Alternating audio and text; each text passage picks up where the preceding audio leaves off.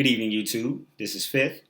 Now, if you watch a lot of ExJW content, either on my channel or many of the other channels produced by ExJW activists, and you're not one of Jehovah's Witnesses and never have been one of Jehovah's Witnesses, in all likelihood, you're going to come across a lot of terminology and expressions that you're not going to be familiar with. It's possible that you may have even heard some of these words and terms just in your day-to-day life.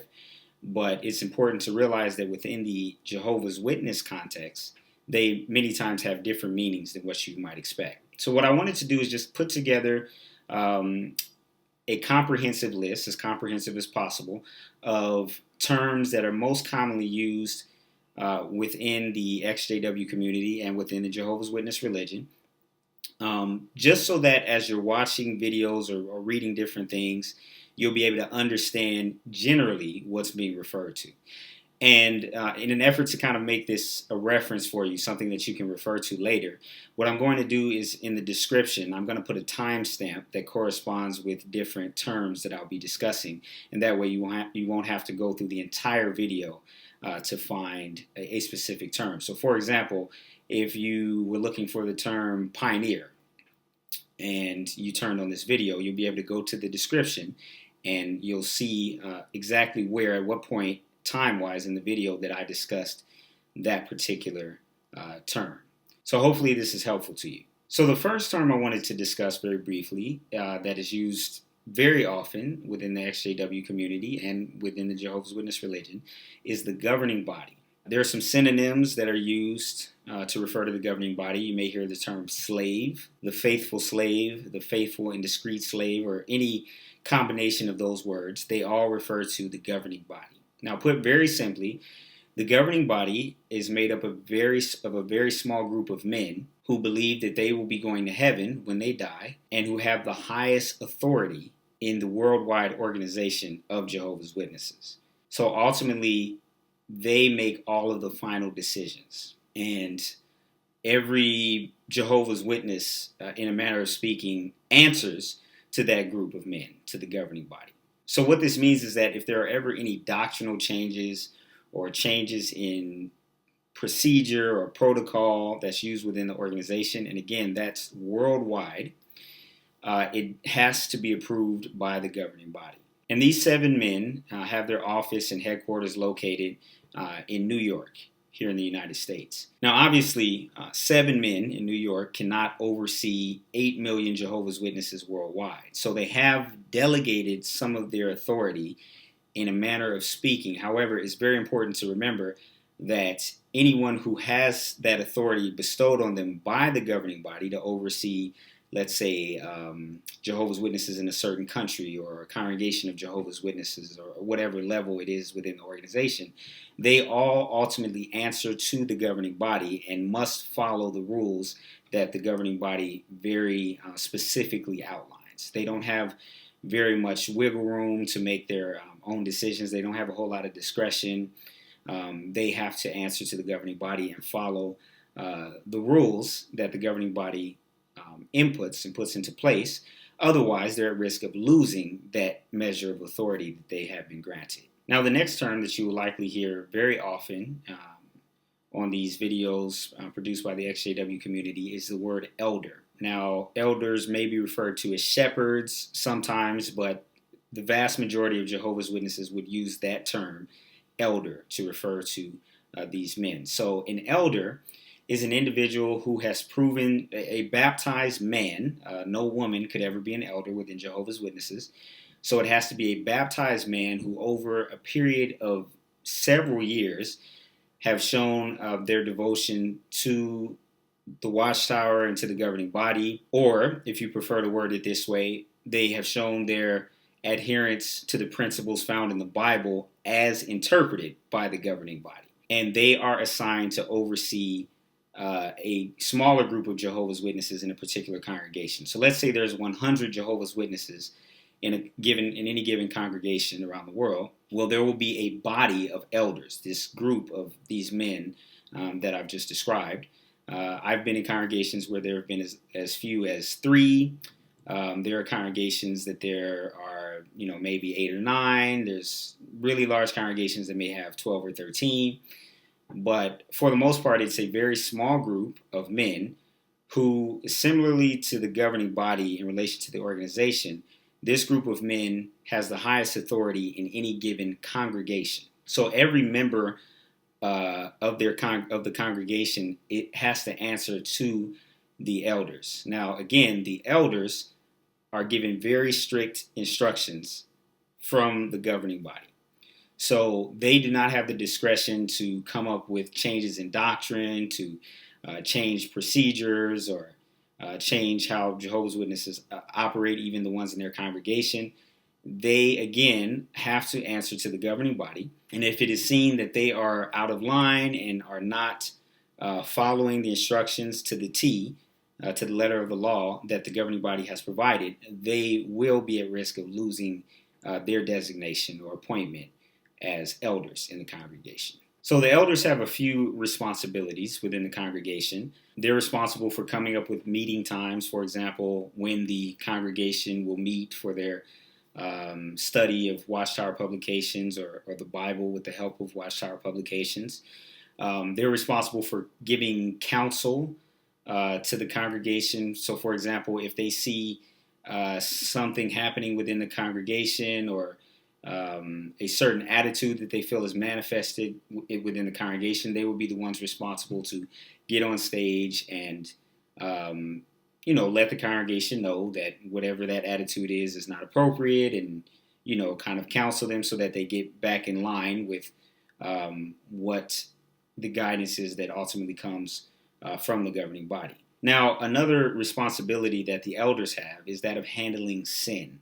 And I'll get a little bit more in depth with that a little bit later when I discuss a different topic. But the elders are responsible for handling matters, especially of what they consider serious sin, which we'll get into a little bit later. Now, another term you may hear, possibly in some of these videos, is the term COBE, or the Coordinator of the Body of Elders. It's an acronym. And basically, the COBE, or the Coordinator of the Body of Elders, is one man that serves with those elders in any given congregation that basically just has the responsibility of being the chairman for the meetings, for the elders' meetings. Doesn't necessarily, in all intents and purposes, have more authority than any of the other elders. But generally, by Jehovah's Witnesses, it is considered a very prestigious honor and privilege to not only be an elder, but to be the coordinator of the body of elders for any given congregation. And just as a side point about that, the old term that was used for the COBE, or the coordinator of the body of elders, was the PO, and that refers to the presiding overseer. So essentially, the duties have not changed too much, but the term PO and presiding overseer has been done away with and replaced by COBE, or the coordinator of the body of elders. Now, as I mentioned, the elders have the responsibility of handling issues regarding sin that occurs within the congregation.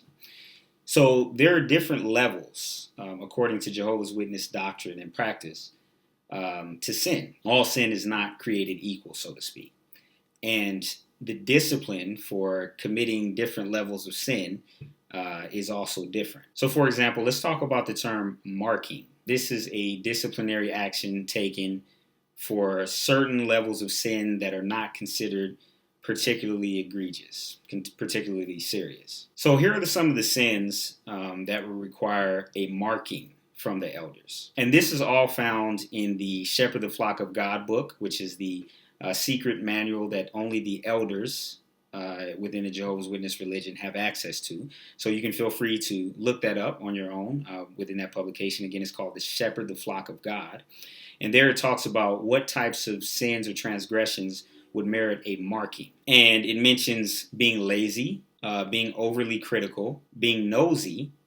If someone is found to be taking material advantage of someone, if someone is known for indulging in what is considered, again, by the governing body or their interpretation of the Bible as improper entertainment. So that may include certain types of music. In the past, the organization has very specifically mentioned rap music or heavy metal or things of that nature that it deems to be improper for Jehovah's Witnesses. Here in the United States, with the rating system that we have for movies, R-rated movies are very frowned upon within the Jehovah's Witness religion. So you likely, if you were in a group of Jehovah's Witnesses, if you did see an R-rated movie, you probably wouldn't talk about it very carelessly, because the elders really, literally could be notified of the fact that you're talking about an R-rated movie, which is again considered inappropriate entertainment for Jehovah's Witnesses. Or perhaps a movie involving something of the spirit realm, or ghosts, or even gods, or anything of that nature may be considered inappropriate entertainment. Perhaps watching sports that are deemed to be violent, such as boxing or UFC, and a host of other things that are not considered serious, but are considered serious enough that they merit a marking. Now, to explain what a marking is, a marking is a talk that is given in front of the entire congregation, and it may be about just one member of the congregation. And this is because the elders want to warn the rest of the congregation to watch themselves around that particular individual who is committing those transgressions. Now, the interesting thing about a marking talk is that they will never say the name of the person that they're referring to. However, with the details that they give in the talk, it becomes very clear, and that's the intent, according to the Shepherd the Flock of God book. It becomes their intent to mention the person without mentioning their name. And so once everyone in the congregation hears that talk, and they're like, okay, this is about Brother Smith. Well, they won't shun Brother Smith completely, but they will limit their association with him, and likely will only associate with him on matters dealing with the activity of Jehovah's Witnesses. So, for example, at their weekly meetings, or when they're out doing their door-to-door evangelizing work, or something of that nature. But they likely wouldn't invite Brother Smith over for a movie. They likely wouldn't go to a game with Brother Smith. That talk is to warn you that any unnecessary socializing with him outside of the confines of what is considered Jehovah's Witness activity is not advisable. We as a body of elders are not advising you to do that. Now, again, just kind of going back to some of the transgressions that will lead to a marking talk that's given in front of the whole congregation, we need to talk about the subject of dating and marriage. Now, Jehovah's Witnesses believe that an individual should never date someone. A baptized Jehovah's Witness should never date someone who is not a baptized Jehovah's Witness. That includes, obviously, anyone in any other religion, but it also includes people who are attending the meetings. They may be regular attenders of Jehovah's Witness meetings, and they may subscribe to all of the beliefs of Jehovah's Witnesses. However, they haven't yet officially become a member by getting baptized.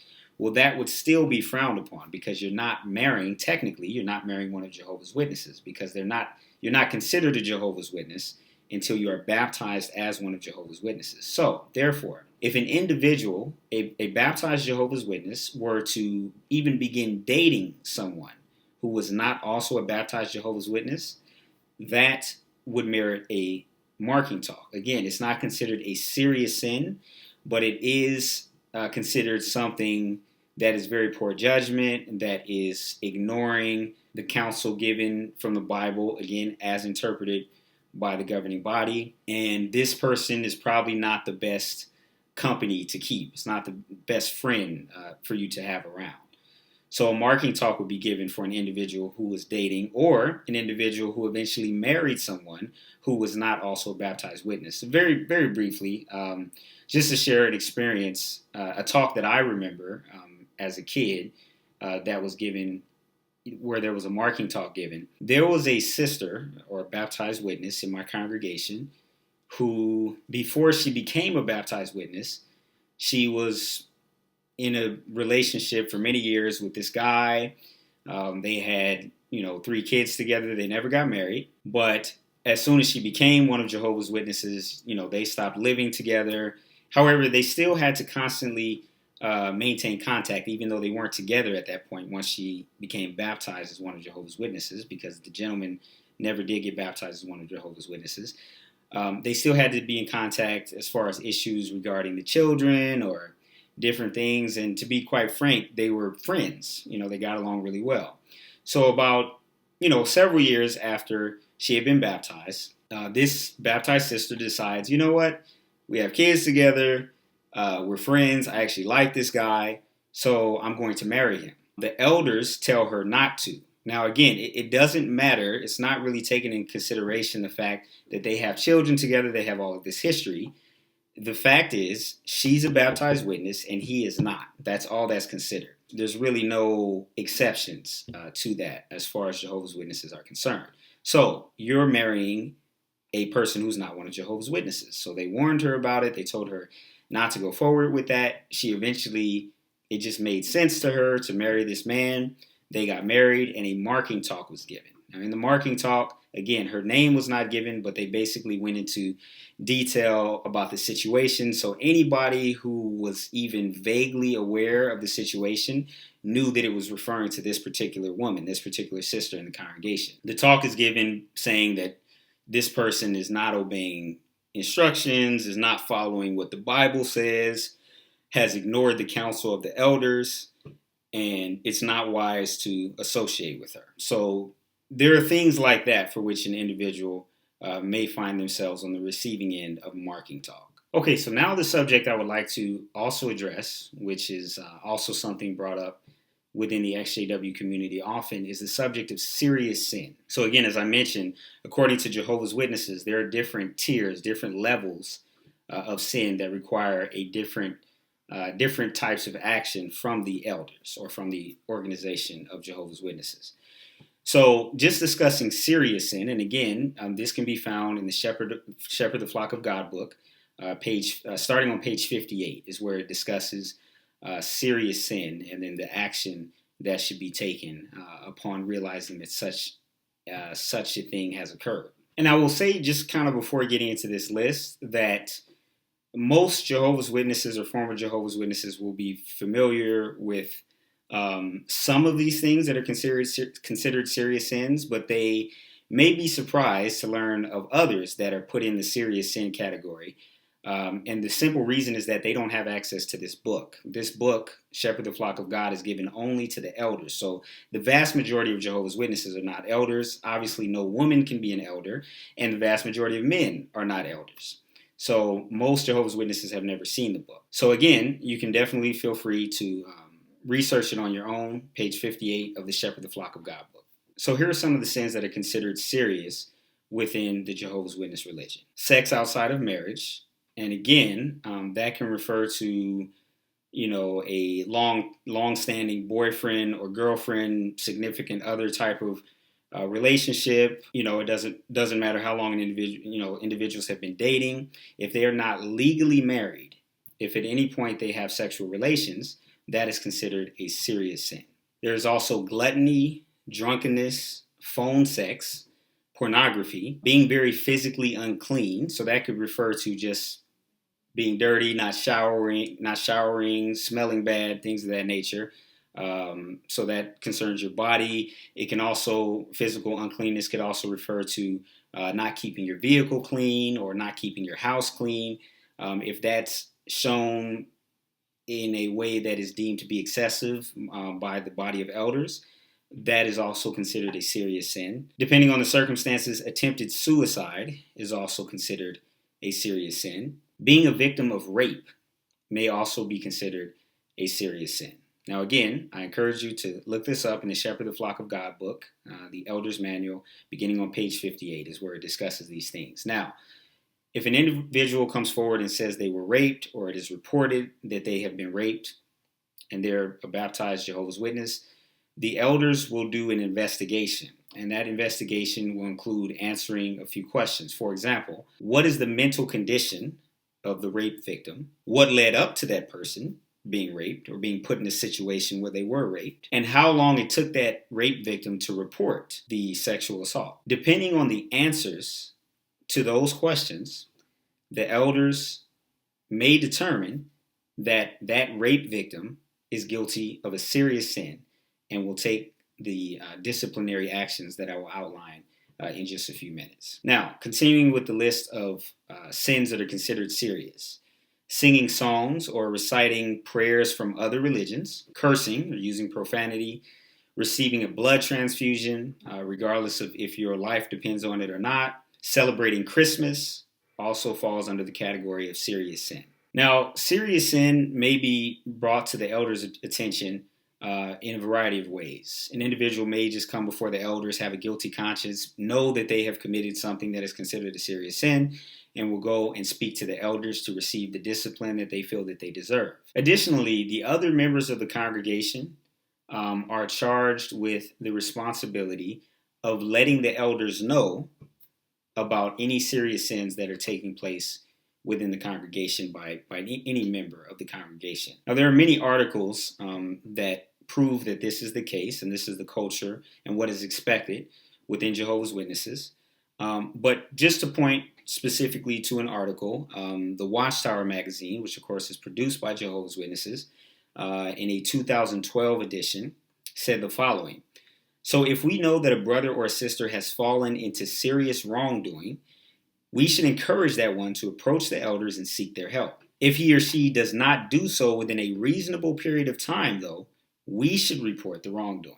So that's pretty clear. If you become aware that someone has committed a serious wrongdoing or sin, you are to approach that person and say, hey, I know about this sin. You have a week, or you have, a very small amount of time to go and confess and talk to the elders. And if you don't do that within a certain amount of time, it is my responsibility to go and let the elders know what's going on so that you can receive the discipline. Now, once it is established that a serious sin has been committed, the elders will form what is known as a judicial committee.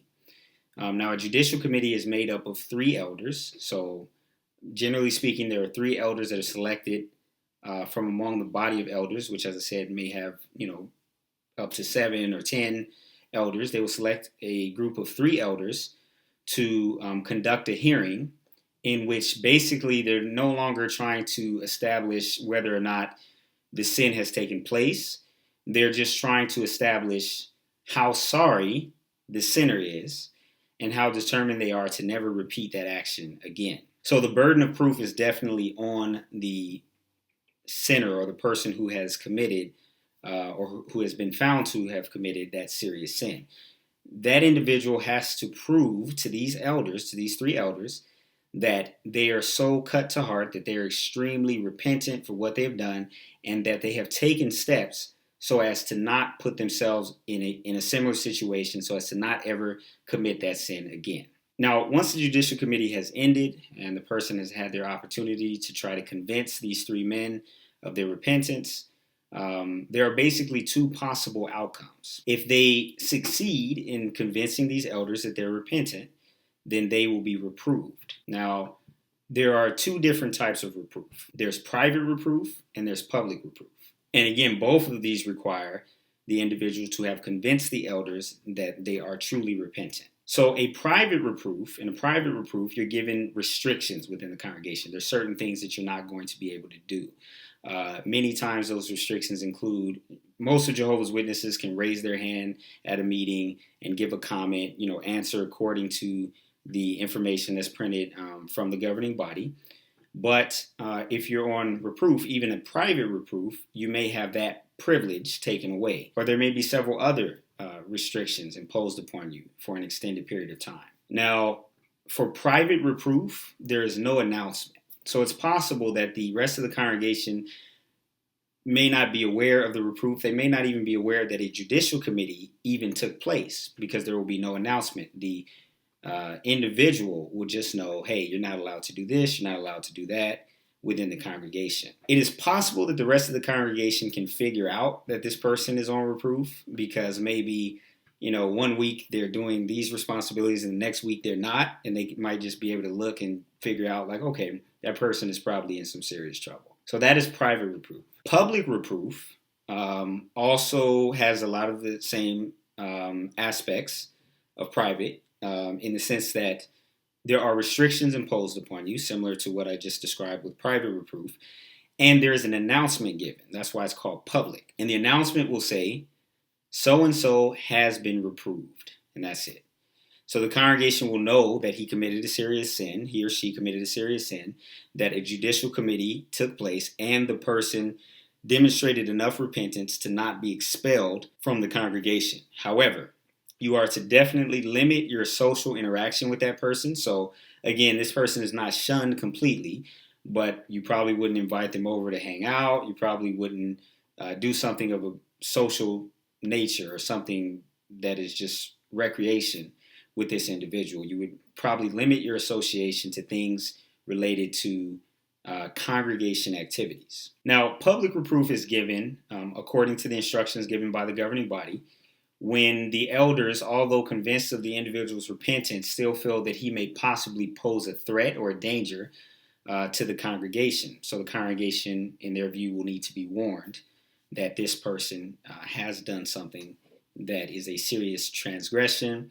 They may determine that this particular sin has a lot of notoriety within the community, and they don't want to give the congregation or the religion a bad name, so they will have the announcement made public so that individuals are aware that this person did not just get away with doing that without being reprimanded. Now, the second possible outcome that comes as a result of a judicial committee hearing is disfellowshipping, and that's essentially the opposite. You haven't met your burden of proof. You haven't convinced the elders that you are truly repentant for what you did and that you have taken the necessary steps so as not to ever reoffend. So if the elders are not convinced of that, you will be disfellowshipped. Now, disfellowshipping is always announced. There's no such thing as a private or public disfellowshipping. Disfellowshipping is always announced in front of the congregation. And the announcement is, so-and-so is no longer one of Jehovah's Witnesses. Now, in addition to disfellowshipping, it is likely that you have also heard the term disassociation. Now, the difference between disfellowshipping and disassociation is disfellowshipping is an action taken by those three elders after determining that you didn't show enough repentance, and then you are expelled from the congregation. Disassociation is when you make the decision on your own that you no longer want to be part of the congregation, and by extension, you no longer want to be one of Jehovah's Witnesses. Usually that comes about by you writing a letter or you saying in no uncertain terms to the elders that you no longer want to be one of Jehovah's Witnesses, or that you are very specifically disassociating yourself. I bring that up at this point in the video because the results of being disfellowshipped or disassociated are exactly the same. The exact same announcement is given in front of the congregation. So theoretically, the congregation does not know if you were expelled from the congregation or if you decided that you no longer wanted to be one of Jehovah's Witnesses. The same announcement is given. Such and such is no longer one of Jehovah's Witnesses. So regardless of disassociation or disfellowshipping, the consequences are the same. You are immediately shunned by every Jehovah's Witness in the world. And that includes your family, close friends. No one is off limits. They are directed very specifically by the governing body in its publications, using their interpretation of the Bible, to have nothing to do with you. Now, if you are disfellowshipped or disassociated, you can return to the religion. You can come back to the congregation and once again be one of Jehovah's Witnesses. But this is quite a process. And again, this is also outlined in the Shepherd the Flock of God book. First, a substantial amount of time has to go by from the time that you were announced as no longer being one of Jehovah's Witnesses. And that means several months, or more often, several years. Now, during that time, you also have to be attending all of the meetings. So as a disfellowshipped or disassociated person, you are able to attend the meetings. However, the rule of no Jehovah's Witnesses not speaking to you is very much in effect, even when you're at the meeting. So no one will greet you at the meeting. No one generally will even make eye contact with you. You'll generally be ignored. Your existence will be ignored. Now, after that time has elapsed, assuming you have been attending the meetings regularly, you can send a letter to an elder within the congregation, preferably someone who was on your judicial committee if you were disfellowshipped, one of those three elders. You will hand him or send him a letter requesting reinstatement. And that's a process as well. Now, the elders are to acknowledge that they have received the letter anytime a letter asking for reinstatement is received, and then they will have a meeting with you. Now, they will not pray in your presence. And I mention that only because it's specifically outlined in the Elders Manual. They are not to pray in the presence of an individual who is either disfellowshipped or disassociated, or pray over that person. So they call you into the meeting and they invite you to make a personal statement. And that statement will likely include what you have been doing since the time of your disfellowshipping or disassociation. What has been your lifestyle? What is your attitude about the fact that you were expelled from the congregation? And you just lay that all out there. And then you leave the room and the elders deliberate. And you just sit right outside of the room and they say, well, we'll just come get you when a decision has been reached. And that could last, any amount of time. Now, during that deliberation process, the elders are instructed to consider a few different factors before deciding whether or not you deserve to be reinstated. First of all, they are instructed to allow many months or a year to pass for the disfellowship person to demonstrate repentance. And they're instructed to do this because, according to the instructions that they are given, if they were to reinstate an individual too quickly, the congregation may think that sin was not a big deal. So they want to make sure that the congregation hears the message loud and clear that these types of transgressions that are classified as serious sins will not be treated lightly. Not only will you be disfellowshipped, but you will have to be disfellowshipped for a lengthy period of time and demonstrate how sorry you really are. Now, if they decide not to reinstate you, you will be called back in to the room, and they will let you know, that either they want to see more time go by or they want to see certain things. And after notifying you of their decision, you will be asked to leave the room. And again, no prayer will be given for you. And that's very specific instructions. Now, if you are reinstated, the elders will call you back in and they will pray with you.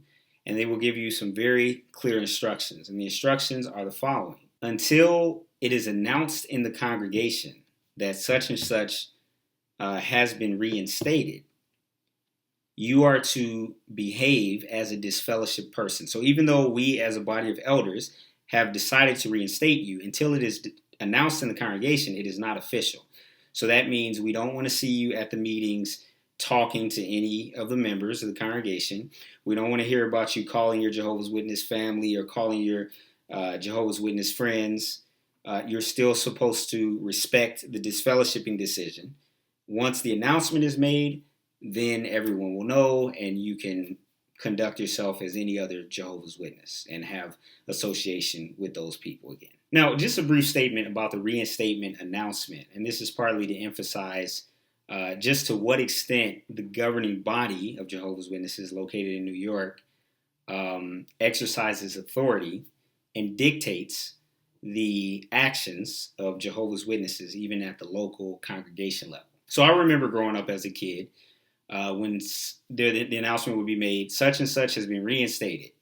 It's happy. Everybody's happy. You can speak to that person again. It means that they've turned their lives around and come back to Jehovah, which is presumably a good thing in the eyes of Jehovah's Witnesses. And everyone would normally applaud. In 1998, there was an article published in the Watchtower, and shortly thereafter, in 2000, there was an article published in the Kingdom Ministry. These are both publications that are produced by Jehovah's Witnesses. And the article said that it was actually not appropriate to clap for reinstatement announcements. So all of a sudden, I remember as a kid, no one would clap anymore. Or maybe a reinstatement announcement would happen and someone would start clapping, or I may even have started clapping as a kid because I was excited. And people would just kind of look at me and say, hey, that's, we don't do that anymore. The governing body has said, based on, what they have determined to be the Bible's direction, they've determined that it is not appropriate to clap. And so clapping stopped for many years. However, last year, a Watchtower article came out indicating that it is appropriate to clap when an individual is reinstated as one of Jehovah's Witnesses. So again, the governing body has a lot of control over seemingly insignificant details regarding the local congregation and individual Jehovah's Witnesses. Something as simple as whether or not you should applaud when you're happy about someone joining the religion once again. Now, many individuals who are disfellowshipped feel that they deserved to be disfellowshipped, and they feel that this is an appropriate form of discipline, including the shunning, including the fact that they'll be ignored by basically everyone they've ever known. And they realize that their ultimate goal is to get reinstated. So this is a hard time in my life, but ultimately I'm going to correct my behavior. I'm going to, regain my faith, and I'm going to be reinstated again, and I'll have all my friends and my family back. However, many other times when an individual is disfellowshipped, either in that moment or a little bit later, they may come to the realization that they don't actually believe or accept the doctrines taught by Jehovah's Witnesses, and they no longer believe that to be the true religion. Perhaps they feel that another religion teaches the truth, or perhaps they decide that they're not going to be religious at all. An individual who comes to that realization and is not willing to be reinstated as one of Jehovah's Witnesses and agree to live their lives as one of Jehovah's Witnesses has to realize that they will likely never speak to their family or friends again. That is a very real possibility. Now, it is very important to realize that even if an individual stops the behavior that got him or her disfellowshipped, their friends and family will still not have anything to do with them, not even speak to them, unless they rejoin the religion. So we'll just use gambling as an example. Let's say an individual is disfellowshipped for gambling. The friends and family can find out that he doesn't gamble anymore. But in the big picture, in the big scheme of things, it actually doesn't matter. He's still not one of Jehovah's Witnesses again. He hasn't rejoined the religion. So you could be an individual who's disfellowshipped and who has stopped gambling, but has come to the conclusion through your studies or just through your own thought process that I don't think Jehovah's Witnesses have the truth, or I don't think I agree with all of their doctrines, and decide not to rejoin the religion. So you could call your family up and say, hey guys, I stopped gambling. I don't live my life that way anymore. I'm no longer practicing the sin that got me disfellowshipped. And it really won't matter. If you haven't rejoined the religion, the treatment is exactly the same. It doesn't matter if you keep gambling or stop gambling. If you don't rejoin the religion, you will be shunned and completely avoided, possibly for the rest of your life, if you never rejoin. And the governing body is very serious about the decree when it comes to shunning individuals who are disfellowshipped. So if you break the rule, if you're found to have continued association with someone who has been disfellowshipped, or you criticize the elders' decision to disfellowship, you voice your opinion that, hey, I don't think that was right. I don't think he should have been disfellowshipped. I think he was repentant. You yourself can end up disfellowshipped for that. Even if it involves your own relatives. So that is something that is taken very seriously, and that is a big part of the motivation for Jehovah's Witnesses to obey that decree, because they don't want to also end up themselves disfellowshipped. Now, another term you may have heard in the ExJW community is the term inactive. Now, if 6 months have gone by and you have not reported any activity regarding evangelizing, or what they would refer to more commonly as witnessing, you are considered an inactive publisher. And when the yearly figure for Jehovah's Witnesses comes out, they list the amount of active publishers. So you would not be counted in that list. And just to emphasize this, it doesn't matter if you've been going to all of the meetings during that 6-month period, or let's say for years you continue to go to the meetings. If you're not turning in activity, witnessing activity, you are not counted as an active witness. So now we come to the term apostate. I will spend a little bit of time on this, not to belabor the point, but just to emphasize what would come to a Jehovah's Witness mind were they to hear the word apostate, or an individual described as an apostate. So first, let's define the word apostate according to the definition of Jehovah's Witnesses. Again, as I mentioned, there may be some of these words you may have heard, in daily life, but, Jehovah's Witnesses have a specific definition for a lot of these terms, and apostate is one of those. So, according to Jehovah's Witnesses, and this is a letter that came from Jehovah's Witnesses headquarters that were sent to some traveling representatives of the organization in September of 1980. And it says the following to define what an apostate is. It says, if a baptized Christian, and here the word Christian refers exclusively to Jehovah's Witnesses. It says, if a baptized Christian abandons the teachings of Jehovah as presented by the faithful and discreet slave, or in other words, the governing body, and persists in believing other doctrine, he is apostatizing. If he keeps believing after the elders try to change his mind, he is an apostate. So just to be very clear, according to Jehovah's Witness theology, an apostate is someone who believes something contrary to what is taught by Jehovah's Witnesses through the governing body. So many people associate the word apostasy or apostate with someone who speaks against the organization. However, according to their own definition, you don't actually have to speak against the organization to be considered an apostate.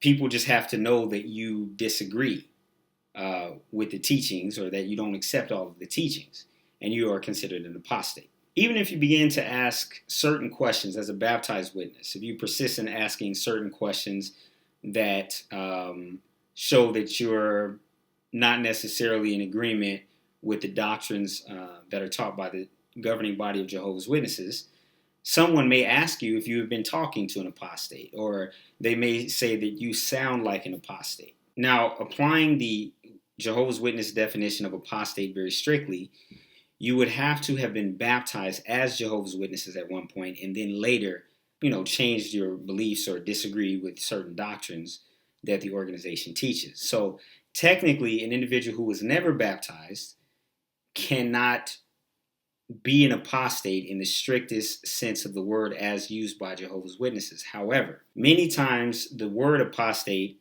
is used to describe anyone who actively speaks against the organization or its leaders, especially considering the fact that most witnesses feel that if any individual is speaking against the organization or its leaders, they have been given that information by apostates. So it's all considered apostasy as far as Jehovah's Witnesses are concerned. So now that we know what an apostate is to a Jehovah's Witness, we have to ask the question, how are apostates viewed, or how does the governing body instruct Jehovah's Witnesses to view apostates? Well, here are some quotes from some articles in some of the publications of Jehovah's Witnesses, primarily the Watchtower magazine, which is the one they're most known for. A 2011 Watchtower magazine described apostates as ravenous wolves out to devour trusting members of the congregation, destroying their faith and leading them away from the truth. A 2012 Watchtower says,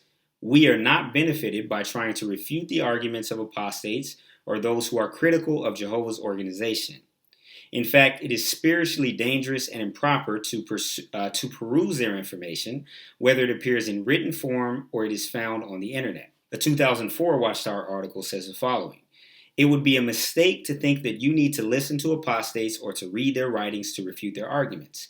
Their twisted, poisonous reason can cause spiritual harm and can contaminate your faith like rapidly spreading gangrene. A 2009 Watchtower words it this way: modern-day apostates display characteristics similar to those of the devil. Like their father Satan, apostates target people of integrity. No wonder servants of Jehovah avoid all contact with them. Another 2004 Watchtower says, indeed, no matter what apostates may say to the contrary, the real aim of intruders is to steal and slay and destroy. Suppose that a doctor told you to avoid contact with someone who is infected with a contagious, deadly disease. You would know what the doctor means, and you would strictly heed his warning. Well, apostates are mentally diseased, and they seek to infect others with their disloyal teachings. Jehovah, the great physician, tells us to avoid contact with them. A 2006 Watchtower says, we should not allow apostates into our homes or even greet them, for such actions would make us sharers in their wicked works. 2000 Watchtower says, a few individuals have left our ranks, referring to Jehovah's Witnesses, and some among them are bent on defaming Jehovah's Witnesses by spreading lies and misinformation. A few work with other groups in organized resistance to pure worship. In doing so, they side with the very first apostate, Satan. If ever someone attending our congregation meetings would try to entice us into discussions of personal speculations or critical conversations, we should definitely be on guard. And most recently, as many in the ExJW community are aware of, there was a July 2017 article in the study edition of the magazine, and it said, "Do not be quickly shaken from your reason," or in other words, do not quickly lose your faith in the organization, when faced with what appear to be damaging attacks by apostates or other such deceivers of the mind, however plausible their charges may seem.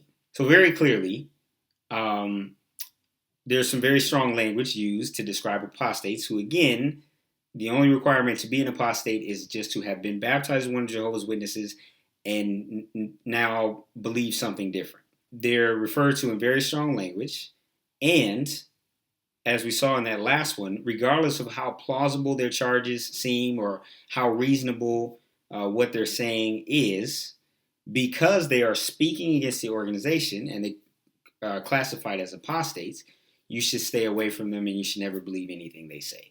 So now I want to talk about some of the terms and expressions that Jehovah's Witnesses use in reference to themselves or to their religion.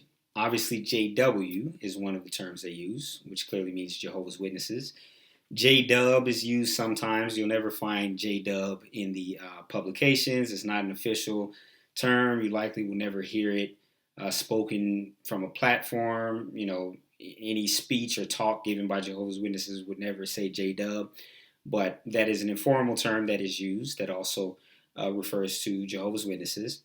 Now, as far as the religion of Jehovah's Witnesses, witnesses refer to that as the truth. So many times how a conversation may start between two Jehovah's Witnesses who have never met before, they'll say, "How long have you been in the truth?" And what that means is, how long have you been one of Jehovah's Witnesses?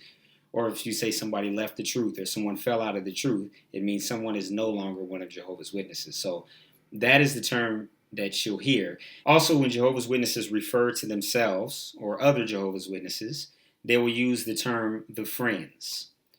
So sometimes a speech or a talk that is given in the Kingdom Hall where Jehovah's Witnesses meet may start off by saying, "Friends, welcome to the meeting." You know, so they're directly referred to as friends. Someone may say, as elders, we have to shepherd the friends. Another term that they use is true Christians. So this is an important point that I want to emphasize. Obviously, there are many individuals who claim to be Christians, who profess to be Christians. Well, Jehovah's Witnesses feel that they are the only true form of Christianity. So when they use the term Christian without qualifying it in any way, they're referring to themselves exclusively. They're not referring to anyone else who claims to be a Christian.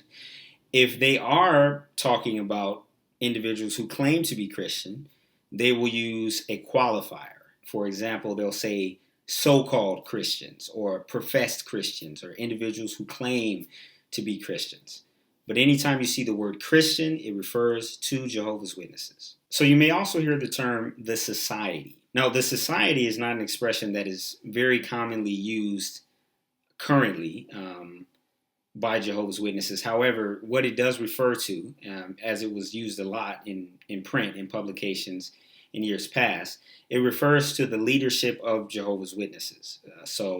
Especially in recent years, it would refer to the governing body. We have to do what the society says. In other words, we have to do what the governing body says, or we have to follow the society's direction. Another term that you're going to hear Jehovah's Witnesses refer to themselves as is God's people, God's organization, the organization.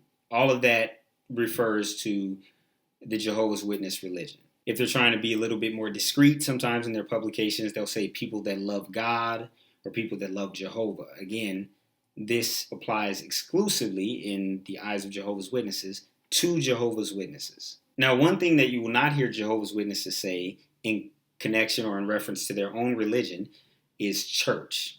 They don't call their religion a church. They don't call the building where they meet a church. If you ever see the word church in publications printed by Jehovah's Witnesses, they're always talking about another religion. Jehovah's Witnesses also don't use a cross in their worship. They don't believe that Jesus Christ was crucified. They don't believe that he died on a cross. In addition, Jehovah's Witnesses do not accept the word hell as it is commonly used by many religions. So they definitely don't accept the doctrine of hellfire, of being tormented forever. They would never say about someone else. They would never say, oh, that person who slammed the door in my face when I tried to offer him the message is going to hell. They just don't use that term. Jehovah's Witnesses do believe, though, in eternal destruction. So an individual who is deemed to be a wicked person, the belief is that that individual will die and just be dead forever, as opposed to being tormented for any period of time. Next, I'm going to talk about some terms that Jehovah's Witnesses use to refer to individuals who are not Jehovah's Witnesses. And being that there's only about 8 million witnesses around the world and there's 7 or 8 billion people, these terms apply to the vast majority, the overwhelming majority of humankind. So a non-witness are described using the following terms: worldly, someone who is in the world, those in Satan's world, someone who is not in the truth, people who don't serve Jehovah, and they will call those people bad association. So anyone who is not one of Jehovah's Witnesses is considered a bad association. Now, these terms refer to anyone who is not one of Jehovah's Witnesses. It doesn't matter if they are Christian, if they consider themselves to be Christian. It doesn't matter if they consider themselves to be agnostic or atheist. Everyone who is not one of Jehovah's Witnesses is considered worldly and the other terms that I mentioned. Now, Jehovah's Witnesses consider every other religion besides their own to be false religion. And in false religion, there is something that they call Christendom. Now, Christendom is used in a derogatory connotation to refer to all the religions in the world that claim to follow Christ. But because they're not Jehovah's Witnesses, they're not following Christ the correct way according to their doctrine. So just to illustrate the example, there was an elder in my congregation. He had a brother that he grew up with, and the brother never came into the Jehovah's Witness religion, never got baptized, decided that he thought Islam taught the truth. So he was a Muslim for many years, and this elder was always trying to talk to him about the Bible, telling him to, hey, maybe you should really look at the Bible. Maybe you should consider what the Bible says. Maybe you should allow me to study the Bible with you. So one day, that elder received a call from his brother and says, hey, I have great news. And the elder says, what? And he says, I'm a Christian now. I accepted Jesus. I believe in the Bible, and I'm a Christian now. Aren't you happy? And the elder, needless to say, was not happy, because it makes no difference if you follow Islam or if you follow any form of Christianity that is not Jehovah's Witnesses. It's all the same. It wasn't considered that he had made a step in the right direction, or that now he was serving the correct God in this elder's view. You're either one of Jehovah's Witnesses or you're not one of Jehovah's Witnesses. So when the publications use the word non-believers or unbelievers, again, it does not matter if you believe in God or not. You're either a Jehovah's Witness or you're not. So if you are not one of Jehovah's Witnesses, you're considered an unbeliever or a non-believer. Now, another term you will likely hear if you watch ExJW videos is meetings. So meetings, put very simply, are the religious services of Jehovah's Witnesses. When they attend the Kingdom Hall, the building where they worship together, they have meetings, which is, again, a study of the Bible as interpreted by the governing body. And there are a lot of publications that they produce in order to move that discussion along. And there are several congregation meetings every week. Now, you may have also heard the term assemblies or conventions, and these basically are just larger meetings of Jehovah's Witnesses. So they'll take a group of several congregations of Jehovah's Witnesses and have a larger meeting for an assembly, and even a greater number of congregations for a convention. And these happen more rarely. Conventions happen once a year. Assemblies, as far as I know, most recently it was 2 times per year. So that's essentially what those terms mean.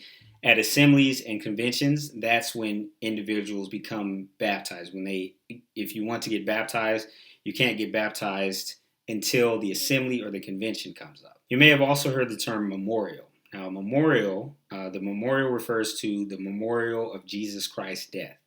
So Jehovah's Witnesses commemorate the death of Jesus Christ every year during the month of March or during the month of April. And during the commemoration of Jesus Christ's death, the vast majority of Jehovah's Witnesses worldwide would simply pass the bread and the wine without touching, without drinking, without eating. However, as I mentioned, Jehovah's Witnesses believe that there is a very small group of people on the earth today, anywhere between 8,000 and 18,000, according to the numbers that were produced in the last several years. That's the amount of people around the earth who feel that they have been specially invited by Jehovah to go to heaven when they die.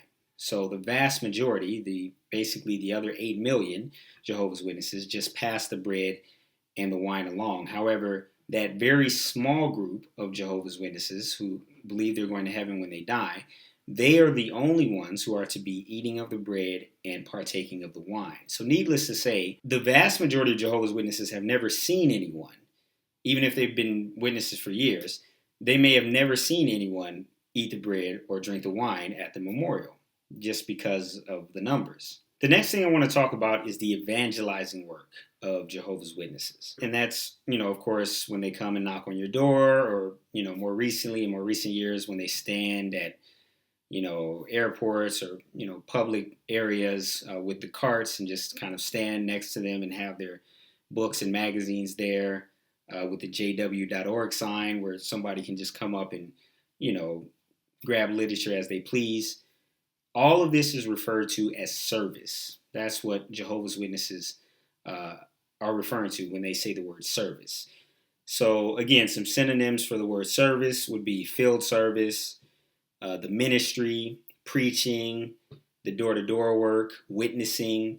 If they're trying to be maybe a little bit more discreet, they may say speaking about Jehovah. It's kind of a generic expression that means being involved in those types of activities, those type of evangelizing activities. Sharing the good news is another term that's used. Preach about God's kingdom, giving a witness. So all of this stuff means the same thing. It means field service. It means evangelizing. You may have also heard the term RV, or return visit. So that is when a Jehovah's Witness goes back to visit someone with whom they have previously spoken about their faith. So it could just be the second time that they speak to that individual, and they would count that, and they would put that on their slip that they turn into the elders as a return visit, meaning that they were working to cultivate the interest. You may have also heard the term Bible study. Now, a Bible study is reported when a Jehovah's Witness visits the same individual for the third time to talk about their faith. Now, the next term I'm going to talk about is privileges. You may be watching an ExJW video and you may hear, I had a lot of privileges as one of Jehovah's Witnesses, or I lost all of my privileges at one point. So let me explain what that is in reference to. Privileges are usually obtained once an individual gets baptized as one of Jehovah's Witnesses. You don't usually receive privileges prior to that point. So there are some privileges that are exclusive only to men. There are many privileges that are exclusive only to men in the congregation, baptized men. One of those would be carrying the microphones. So if there is a question and answer session at the meeting, the men you see, running the mics back and forth, they have the privilege of carrying the microphones. There's another man, usually in the back, that is controlling the sound and the volume of the audience microphones, as well as the microphone used by the speaker. So he's doing the sound, and that is also referred to as a privilege. Reading the watchtower in front of the congregation, passing out the literature to congregation members, praying in front of the congregation. Again, these are all men-only privileges. Praying over the congregation and in front of them. Also, conducting the meeting for service. And so I already explained what service is. That has to do with the evangelizing work. So it is also considered a privilege to be the man that is getting the car groups organized and saying, okay, you 4 sisters are going to go to Main Street, and you 3 brothers are going to go to, Martin Luther King Jr. Street or whatever. So that's considered a privilege as well. Now, there are also some privileges that, some basic privileges that are extended to women as well as to men, and that includes, as I mentioned previously, commenting. So if there's a question and answer session and you raise your hand to give a comment, that's a privilege. You have to be worthy of having the privilege to comment. It's also considered a privilege to clean the kingdom hall. Do the cleaning up of the yard or cleaning the inside of the kingdom hall. Sometimes there are demonstrations that are done in front of the congregation showing how an individual would deal with a certain subject matter if they were doing their door-to-door witnessing work and somebody, raises some sort of objection. So there are demonstrations that are done on stage. Those are also considered privileges. Now, when we talk about special privileges, that's a different category. A special privilege, for example, could be pioneering. Now, there's auxiliary pioneering, regular pioneering, and special pioneering. Auxiliary pioneering is doing 30 to 50 hours of field service, door-to-door evangelizing or witnessing in some sort, every month. Regular pioneering is 70 hours per month of that sort of activity. Special pioneering is 130 hours per month. A man or a woman could be any type of pioneer. However, most other special privileges are reserved only for men. So, for example, a ministerial servant, which is essentially the step before becoming an elder. And in that position, you basically are an elder's assistant. So you may be doing some teaching in the congregation, speaking in front of the congregation. You may be sent out to other congregations as a visiting speaker, and pretty much anything else that the elders ask you to do. Now, of course, another special privilege would be an elder, and we've already discussed what that means. Now, there's a slightly different category of privileges that will fall under special full-time service. So special pioneering that I mentioned earlier, that's 130 hours per month, is considered special full-time service. A Bethelite is someone who works at the headquarters of Jehovah's Witnesses, either the world headquarters or the headquarters for a particular country. So, for example, Bethel in the United States is located in New York. So anyone who works at the headquarters there is considered a Bethelite or someone who's serving in Bethel. But there are Bethels located in different areas around the world, and individuals who go and work there in their respective countries are also considered Bethelites. And Bethelites can have various duties. They can include, for example, I served at Bethel, and my responsibility was packing the literature that was produced by Jehovah's Witnesses, packing it to be shipped off to different congregations around the world. There's other responsibilities such as cleaning. There are housekeeping responsibilities. There are laundry responsibilities. There are tour guide responsibilities. So when Jehovah's Witnesses from around the world come and visit Bethel, your job may be to, give them the tour of the facilities. Now, being a Bethelite is considered a very special privilege. If an individual is serving at Bethel, generally they're regarded by the rest of Jehovah's Witnesses as someone who is very devoted, someone who really loves God, and someone who is really sacrificing their lives to serve God. Because at Bethel, you're not necessarily paid for your labor. You basically just work, and you're given room and board, you're given food, and some other very basic necessities, but you're not paid for any of that work. There's even doctors and lawyers that work at Bethel, different Bethels around the world, and they don't receive any additional compensation. When I was at Bethel, and I left Bethel in 2009, so I'm not sure if the numbers have changed very much, but when I left Bethel, you were given a monthly allowance in addition to, just having your basic necessities covered. You were given a monthly allowance of $130 per month. When I first got into Bethel, it was $113 per month. And I remember when the letter came into all of our rooms that it was going up to $130 per month, it was like everyone was just really excited and thanking Jehovah that they had received a raise of $17. So it's looked upon by the rest of the organization as a big sacrifice because of the financial sacrifice that you're taking, because of the fact that you're willing to move away from your family and go and kind of, sacrifice your youth in many cases. Many young men, now young women in addition to that also, go and spend, a great percentage of their youth, or in some cases, a large portion of their lives serving there. Another form of special full-time service is a CO, or a circuit overseer, and this is basically a man, again, who is appointed by the governing body to oversee a group of congregations and all of the elders in those congregations. There used to be something called a district overseer, and a district overseer would oversee a group of circuits. So another term that I know that I've used in previous videos is shepherding call. So again, the elders are referred to as shepherds.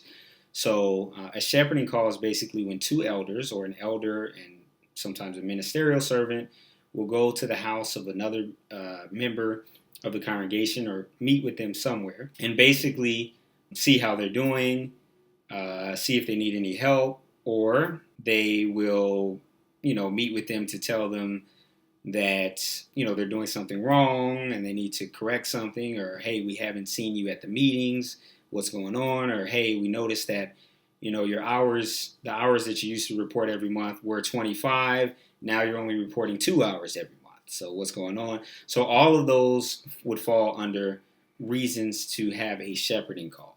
So very briefly, I want to touch on the term foreign language. So the governing body, through its publications, is constantly encouraging Jehovah's Witnesses, especially the younger ones, to set goals for themselves and make themselves more available to the organization. So one thing that comes up often is the possibility of joining a foreign language.